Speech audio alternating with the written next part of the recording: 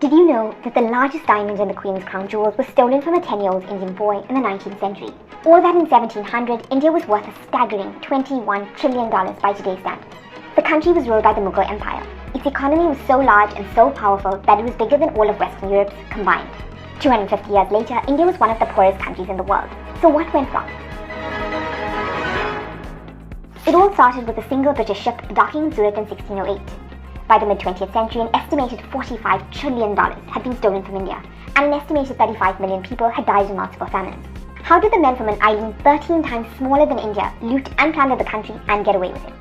It wasn't the British government that seized India, but a small private company headquartered in a tiny office in London. The private company went on to become one of the most powerful corporations the world has ever known. It went on to conquer large parts of South Asia and commanded an army of 250,000 men. This is how it all began. By the 17th century, Spain and Portugal controlled the monopoly on goods from the east, but Britain wanted in so they could trade in cotton, silk, spices and tea. Queen Elizabeth signed a royal charter allowing a group of Englishmen to sail to the East Indies on behalf of the Crown. And so the British East India Company was born. In 1613, the first British factory was set up in Surat, but the company wasn't your conventional business. They had a private army. By 1757, as the Mughal dynasty went into decline, the company waged war on the last Nawab of Bengal and his French allies. They seized control of the entire state of Bengal. The state was ravaged by war, then by famine. Robert Clive, a company man, became the governor of the state, draining its wealth.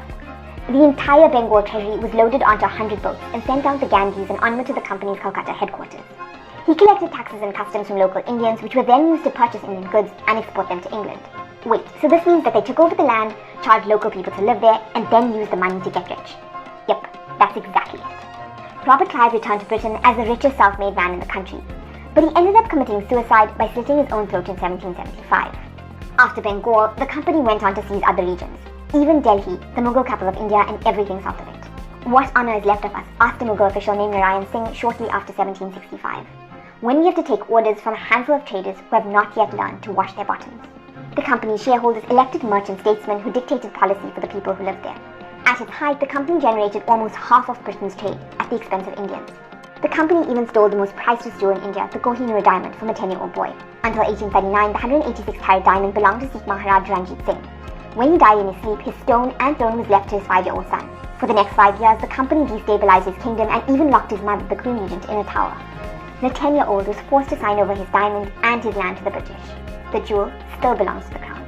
But in 1857, a rebellion began to spread. It all started with Indian sepoys serving in the company's army and then grew. It lasted 18 months and Indians were brutally suppressed by the company. In 1858, the British government finally ended company rule in India.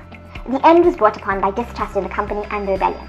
But the move was made to entrench British rule, not withdraw it. The country was transferred from the company to the Crown.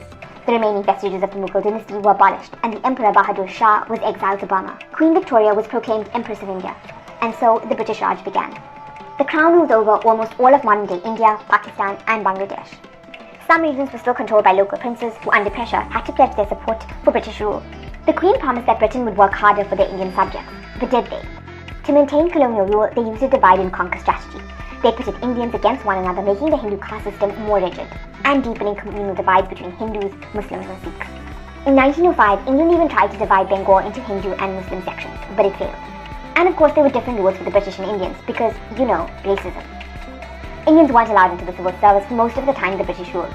When they finally were, they were often accused of cheating and barred from gentlemen's clubs. The justice system was also discriminatory.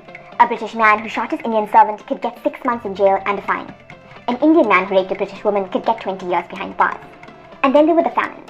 Between 1717 and 1947, an estimated 35 million Indians died in 11 massive famines. The British didn't believe in governmental intervention in Indian famines.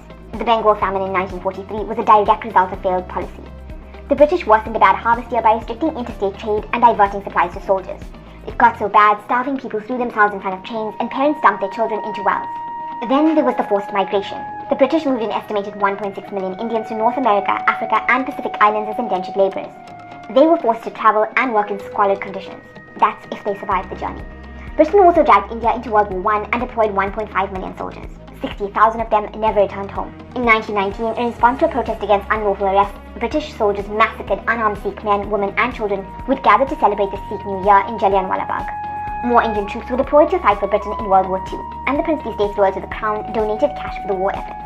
But surely Britain gave India some good stuff, like the railways and tea. The British built railways so that they could efficiently transport Indian goods to the ports and then out of the country. And British investors made a fortune investing in it, all at the expense of Indians. In fact, they charged 9 times more for each mile of the railway than in the US. And investors on the railroad got a guaranteed return on investment. You might have also heard that the British introduced Indians to tea. But what you won't have heard is that the tea came at the cost of felling vast forests, stripping the indigenous people who lived there of their own land, and exploiting poorly paid Indian labourers.